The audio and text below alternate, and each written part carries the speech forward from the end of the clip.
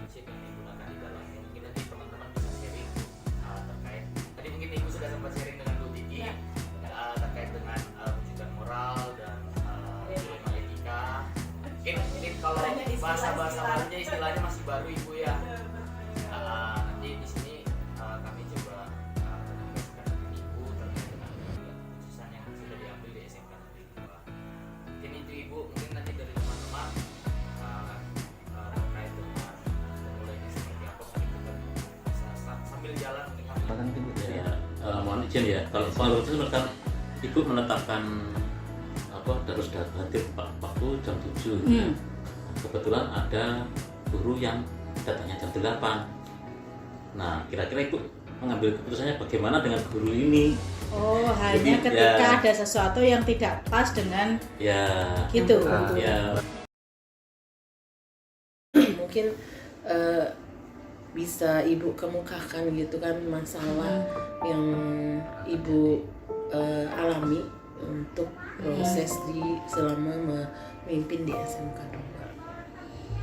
Oke, terima kasih atas waktu yang diberikan. Dalam hal ini saya diwawancarai berkaitan dengan bagaimana seorang pimpinan mengambil keputusan. Saya ingin bercerita ketika dari awal saya memimpin di sini. Sebelum saya memimpin di sini, saya kan di SMK 1 Bengalon di luar dari Sangatta.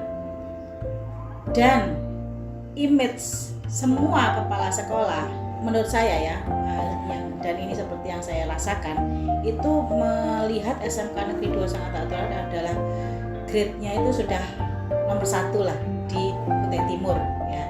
Bahkan mungkin dibandingkan dengan Samarinda waktu itu ya, di pikiran saya ini terbuka, jujur, tidak mengada-ada, tidak hanya karena wawancara ya, tetapi saya menyampaikan apa yang saya alami.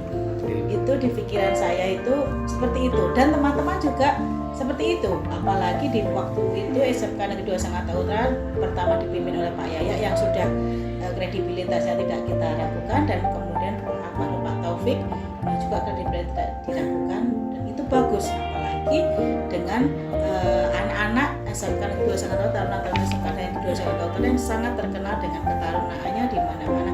Itu menjadikan di pikiran kami itu nomor 1 lah dari segi karakter maupun kepemimpinan dan perilaku anak-anak serta guru-gurunya pasti itu. Nah, ketika masuk saya diberi amanah untuk menjadi kepala SMK Negeri 2 Sangatta Utara, saya sebenarnya agak gampang gitu ya. Gampangnya itu maksud saya, bisakah saya gitu, seperti Pak Yaya, seperti almarhum Pak Taufik yang sangat luar biasa, bisakah saya? Walaupun mungkin di merawat muka saya kelihatannya saya enjoy saja ya, tetapi sangat ini gitu loh, saya sangat siap-siap gitu. Aduh, saya harus lebih baik dari teman-teman. Dan ketika saya masuk di sini, jebret memang ya Allah, memang saya sampai merinding ini cerita ini, saya merinding. Guru-guru di sini memang berbeda dengan guru-guru yang selama ini saya ada di situ gitu, memimpin di situ. Perbedaannya apa? Sudah terbiasa guru-guru di sini itu disiplin, sudah terbiasa mengerjakan sesuatu dengan cepat. Saya bicara A langsung dikerjakan, bahkan terkadang tidak saya lakukan pun sudah berjalan dengan sendirinya. Sehingga ternyata ya Allah, memimpin sekolah sebesar ini tidak berat, bahkan malah lebih enteng, lebih mudah. Kalau dipikir-pikir kan antara SMK Negeri 2 Sangatta dengan SMK 1 Bengalan, SMA 1 Bengalan atau di yang lain, itu dari segi jumlah siswa saja lebih sedikit kan di sekolah lain itu. Tapi kenapa saya kok sangat stres, saya ikut kerja, saya ikut memikirkan sangat berat gitu loh.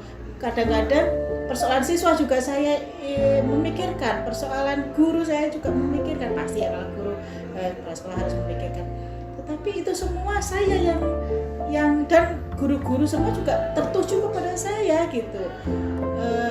Tidak yang seperti di sini kalau ada permasalahan langsung jebret langsung diselesaikan, jangan sampai kepala sekolah dulu. Ada kejadian-kejadian yang di siswa selesai, saya tidak pernah didatangi oleh yang tidak lah ibaratnya seperti itu. Jadi apalagi SMA Negeri Dewasa Angkatan sudah memiliki ISO yang sudah dipahami oleh Bapak Ibu guru dan dijalankan dengan baik SOP-nya. Itulah seperti itu awal ketika saya masuk. Nah, setelah itu seiring dengan berjalannya waktu, ternyata yang namanya manusia ya ada saja yang tidak selalu lurus begitu. Ada saja ya beberapa ya, khususnya juga guru-guru yang baru gitu. Ada saja yang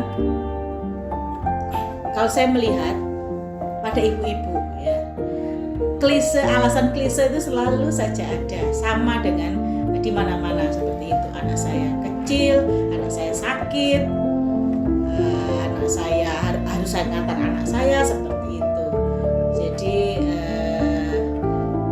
kondisinya seperti itu, sehingga beberapa itu saya panggil, kenapa kok izin terus ibu? Nah, seperti itu, ibu saya memang harus begini. Nah, seperti itu. Begitu Bu Titi. Siap. Jadi lebih ke masalah kehadiran guru, apalagi yang guru ya apel ya, mengikuti apel dan kehadiran guru setiap hari ya. Jadi terbentur ada dua kepentingan di sini Bu ya. Betul. Yang pertama harus mengikuti aturan yang sudah disepakati bersama. Ya. Kemudian yang kedua itu dengan alasan anaknya masih kecil dan sebagainya. Betul, keluarga, masalah keluarga lah. Keluarga. Ya. Kira-kira ini langkah yang sudah pernah Ibu lakukan untuk mengkonfirmasi guru tersebut bagaimana? Langkah penyelesaian. Ya betul, saya sebenarnya ya seperti yang dilakukan semua orang ya, karena kita berhadapan dengan person dewasa ya, kita ini saya anggap ini kita semuanya dewasa, sudah bekerja semuanya dewasa. Saya tidak bisa menyalahkan atau tidak bisa memarahi seperti ketika kita berhadapan dengan anak kecil atau siswa kita atau ya yang lebih kecil lah, yang lebih anak-anak kecil lah seperti itu. Kalau dengan siswa kan kita kenapa terlambat? Apa alasannya? Saya begadang ya. Tolong jangan begadang ya. Kita kebanyakan agak sedikit ini ya marah gitu, ada emosi gitu ya. Tapi namanya dengan Bapak Ibu awalnya sih 1 kali, 2 kali, oke. Kok berulang kali saya tidak langsung saya panggil ya, tidak langsung saya panggil, tapi saya deteksi oh ini sudah berapa kali. Nah, saya ingin ngajak ngobrol, tidak saya langsung saya marahi. Ibu kenapa kok begini? Tidak, tetapi ada apa sih Bu? Kok sering tidak ikut apel, tidak masuk seperti itu. Jadi saya ajak bicara, memang. Nah, saya ajak bicara, saya ajak diskusi. Kemudian apa sih alasannya? Kalau memang itu alasannya masuk akal, tidak dibuat-buat, masa bergantian yang sakit ini. Tapi keadaannya memang seperti itu. Masa ya dia juga bilang masa saya bohong masalah sakit, masalah fisik gitu, kesehatan kok itu berbohong kan ya tidak bagus juga, nanti kalau benar-benar sakit gimana ya. Betul ya, akhirnya oke, kalau memang seperti itu ya, kalau memang anak sakit dia memberikan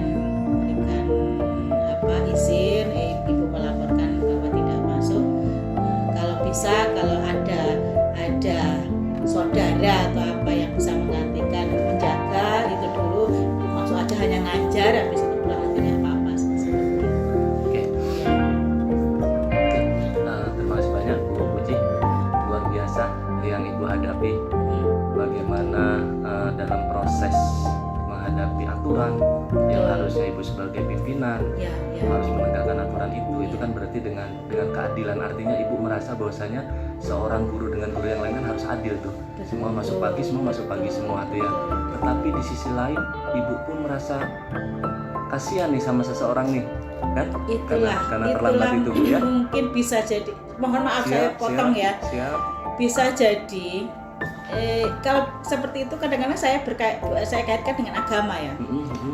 Mohon maaf Pak Pin ya, tapi saya pikir kita sama saja bahwa kalau di dalam Islam itu kan pemimpin itu bagusnya laki-laki bukan perempuan, karena kalau laki-laki dia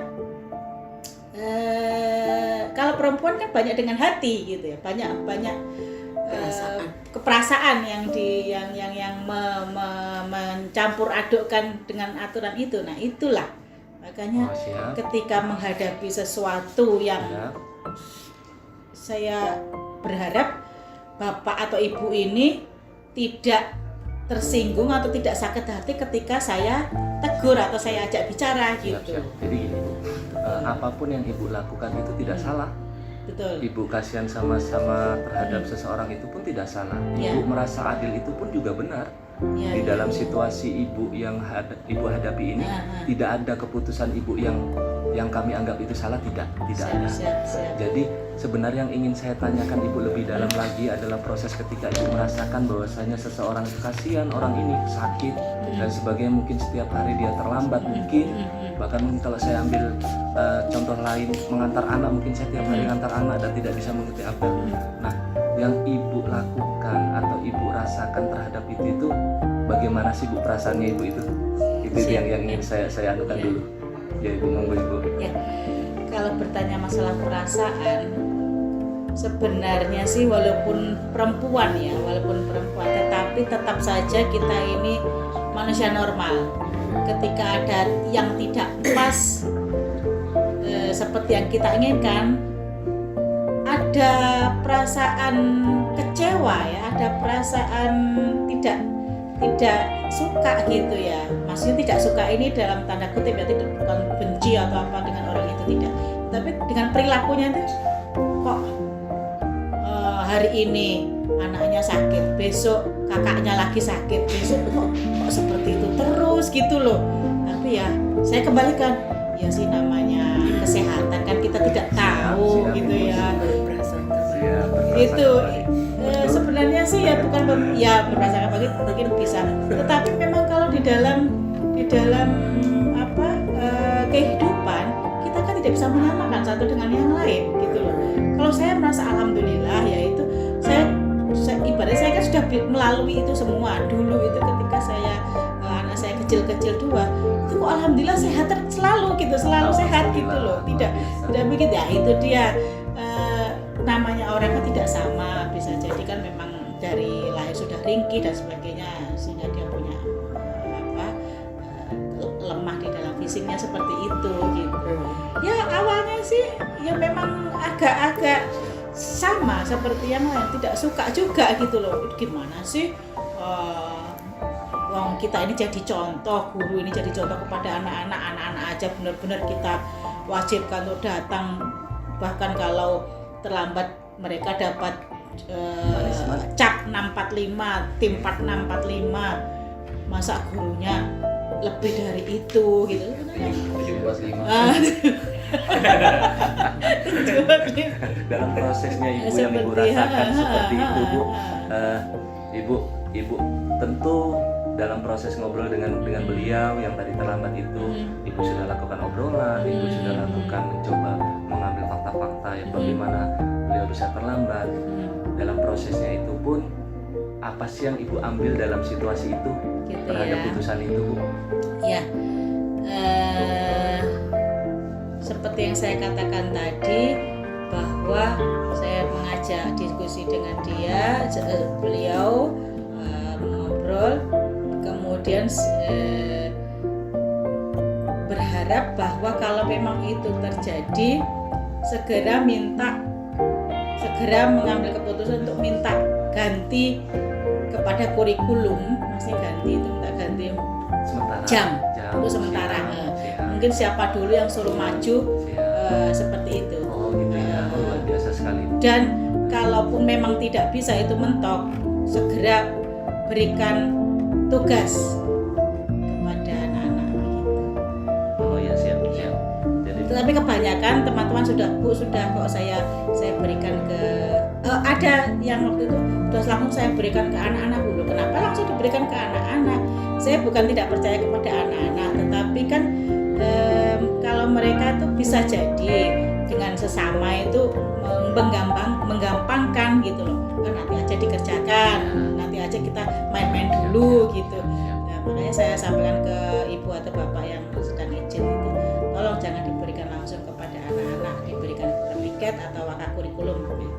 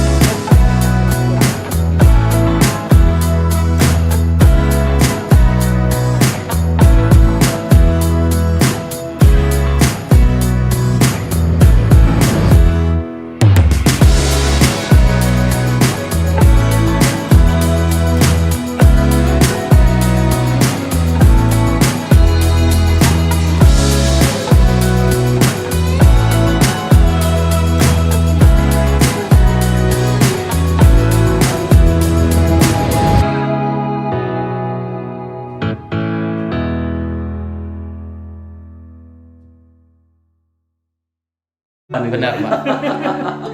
Iya Pak. Mungkin saya lanjutkan lagi tadi ya Pak ya, terkait dengan yang mau kami jadi kami bersifatnya adalah mau mewawancarai Bapak, mau berdiskusi dengan Bapak terkait dengan mungkin cara Bapak mengambil keputusan terkait dengan karena di salah satu modul yang kami pelajari itu ada terkait pengambilan keputusan Bapak. Nah itu jadi kami mau coba untuk komunikasikan dengan Bapak terkait dengan itu berdasarkan dengan apa yang kami pelajari di guru penggerak. Nah, jadi ketika nanti mungkin Bapak dihadapkan dengan beberapa kasus yang kami pelajari itu ada yang namanya bujukan moral Bapak, bujukan moral sama dilema etika. Kalau bujukan moral itu mungkin dia lebih ke sesuatu yang sudah pasti benar dan salahnya. Kita dihadapkan harus memilih yang benar atau yang salah gitu kan Pak untuk menjalan dalam pengambilan keputusan. Mungkin di sini kasusnya Bapak sebagai pimpinan di sini atau kepala sekolah. Tapi kalau yang dilema etika mungkin terkait dengan sesuatu yang harus diambil keputusannya tapi sama-sama benar gitu Pak. Mungkin nanti Bapak bisa ceritakan pengalaman Bapak kalau mau mengambil keputusan misalnya sama-sama benar, sama-sama berkepentingan tapi harus ada salah satu yang dipilih. Nah itu Pak yang mungkin kami butuh masukan atau kami melihat cara Bapak mungkin mengambil keputusan yang bisa jadi pembelajaran buat kami ke depannya. terima kasih banyak Pak. Jam monggo Bajang. Ibu, mohon izin Pak, dilema etika misalnya kalau terkait dengan Bapak sebagai kepala sekolah dengan guru di SMK Muhammadiyah ini, misalnya ini dilema etikanya keadilan melawan rasa kasihan. Jadi misalnya pada saat ada liburan sekolah Bapak, mungkin kan kita harus sebagai guru kita harus kembali ke sekolah tepat waktu, misalnya harus masuk tanggal segini, guru itu harus masuk tanggal segini. Nah pada saat itu kebetulan ada salah satu guru pulang kampung misalnya ke Jawa, harusnya tanggal 19 harus kembali ke sekolah untuk mengajar, akan tetapi beliaunya itu izin kepada Bapak mungkin sampai tambah seminggu karena orang tuanya meninggal. Apa yang harus Bapak lakukan untuk mengambil keputusan ini antara keadilan keadilan dari peraturan dari sekolah yang harus mewajibkan guru itu hadir tepat waktu tanggal 19 atau memberikan rasa belas kasihan, memberikan kelonggaran kepada guru tersebut. Itu Bapak. Sharing lah Pak. Sedikit Pak. Itu tadi dilema etika, keadilan lawan rasa kasihan gitu.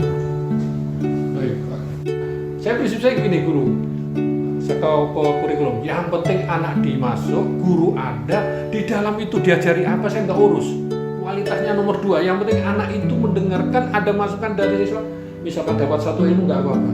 Nah, anak itu dari rumah itu mau belajar gitu loh. Tujuannya Oh iya tujuan mau belajar, mau ketemu gurunya, kan gitu. Itu aja yang penting dulu. Saya belum sampai ke kualitas proses pembelajaran, perencanaan. Saya kemarin di awal di semester kedua waktu kemarin itu, berarti 6 bulan kemudian itu saya supervisi. Banyak yang nggak tahu, apalagi KKM, cara menghitung nggak tahu, pemetaan kompetensi nggak tahu, perencanaan penilaian nggak tahu. Loh, ini kayak apa ibu ini? Bagaimana alurnya ini Bu? Itu mereka itu semua confused Bu. Apa confused dia? Bingung ya kan? Bingung dari mana memulainya. Akhirnya saya latih gitu, saya latih sedikit lah. Aduh, selama ini begini-begini, ini salah panduannya loh, ini aku bilang kayak gitu loh. Ibu itu salah prosedur, bapak itu salah aku bilang.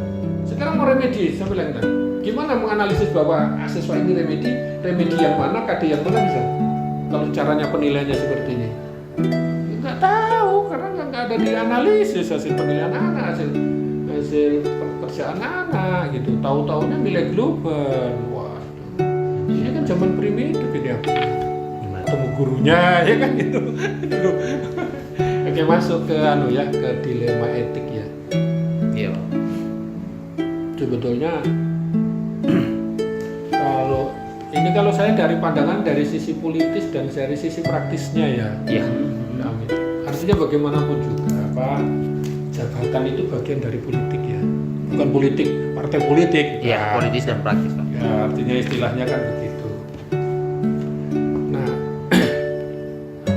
kalau saya teori dulu ya, saya sering baca dulu ada Profesor Parnawi Umayam, ya itu ahli psikologi sosial. Jadi budaya masyarakat Indonesia itu ada budaya yang tidak baik. Dia menyampaikan ada berapa kemarin itu 6, tapi saya akan lupa. Paling tidak 1 kaitannya dengan nama aja ya, dengan pendidikan itu. Yang pertama, budaya masyarakat Indonesia itu tidak menghargai kualitas, tapi menghargai kuantitas. Jadi yang banyak itu benar ya? Iya, benar Pak. Benar. Yang sering voting. Tidak menghargai kualitas tapi lebih ke kuantitasnya ya Pak. Jadi, makanya kalau sudah begitu repot gitu. Makanya saya selalu menghindari itu ketika rapat, karena kita ini bukan politik kan, bahkan kadang-kadang pendekatannya bukan dengan politik gitu. Ayo siapa setuju, siapa nggak setuju, ini bukan masalah itu, ini pertimbangan akademis kita harus, pertimbangan perencanaan, pertimbangan artinya kemampuan dan sebagainya, bukan masalah setuju dan tidak setuju. Ini kelemahannya. Sehingga ketika yang kedua suka menerabas, tahu menerabas ya? Menerobos aturan. Iya, menerobos aturan. Ah sudah, susah urusan, langsung aja ke bupati. Ya sering kan gitu. Padahal dia itu melanggar, nggak boleh. Misalkan di bawah ini nggak bisa Pak, prosedurnya nggak boleh. Dia tipe ketua penerima siswa baru misalkan. Ya itu paling sering. Masyarakat sering menerabas kan? Iya. Ini nanti berkaitan dilema etik loh ini. Iya. Iya kan? Mau sementara ada yang lain. Sekolah terjepit akhirnya. Ini titipan kepala dinas, anggota dewan, ya kan? Sementara ini yang memang harusnya masuk. Iya. Ini kayaknya dilema etik loh. Iya benar Pak itu. Dan ini sudah lama dihadapi oleh kepala itu biasa. Siapa yang merusak? Pejabat ini, masyarakat. Itu Pak, itu yang benar-benar kalau kami rasakan sendiri, apalagi kami di negeri ya Pak. Itu berat sekali Pak. Pak Agus itu yang merasakan sekali Pak. Loh iya kan? Iya. Ini Benar, Pak. budaya jelek bangsa kita, masyarakat kita suka menerabas. Menerabas itu maknanya adalah mengabaikan prosedur. Iya, mengabaikan apa yang seharusnya dilakukan. Iya kan? Padahal kita mengajarkan anak-anak itu pengetahuan itu satu pengetahuan faktual, ya kan gitu, konseptual, prosedural, metakognitif. Tai kucing apa ketika di lapangan sudah dirusak sendiri oleh pejabatnya, ya? Benar. Iya. Memang ya dilema banget Pak kalau kita ngadapin itu Pak. Ya. Sekarang sudah merasakannya Pak, benar. Dan Sudah lama berat Pak. itu. Kita Kalau- loh selama ini pada akhirnya pembelajaran itu kan pemahaman tentang faktual. Bagaimana memahami benda, memahami alam, kemudian konsep. konseptual, konsep bagaimana membuat proses, Iya, iya. kan gitu. Kemudian prosedur bagaimana memahami aturan-aturan, bagaimana membuat aturan agar tertib, agar tidak berbenturan dan sebagainya. Kemudian metakognitif bagaimana memahami bahwa ilmu itu penting untuk kehidupan kita.